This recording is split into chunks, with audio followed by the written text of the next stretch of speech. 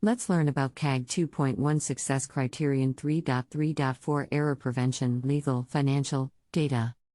This criterion states that the website must prevent users from making mistakes when filling out legal, financial, or data forms.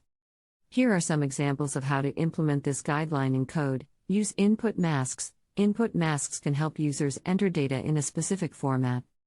For example, a phone number field can have an input mask that only allows numbers and automatically adds the hyphens. This ensures that users enter the correct format for a phone number.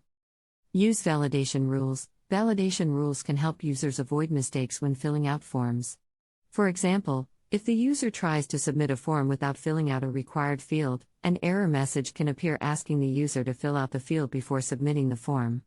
Use confirmations. Confirmation messages can help users avoid mistakes when submitting a form. For example, if the user submits a form to delete their account, a confirmation message should appear asking the user to confirm the action before proceeding.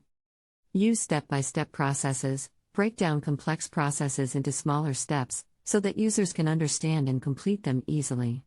This can help prevent errors and improve the user experience. Here's an example of how to use validation rules to prevent errors. In this example, the form has 4 required fields: name, email, password, and confirm_password. The password fields also have a minimum length of 8 characters. If the user tries to submit the form without filling out any of the required fields, an error message will appear asking them to fill out the missing fields. If the user tries to submit a password that is less than 8 characters long, an error message will appear asking them to enter a longer password. This helps prevent errors and ensures that the user provides accurate information. By implementing these guidelines and examples, you can help ensure that your website or application provides useful suggestions.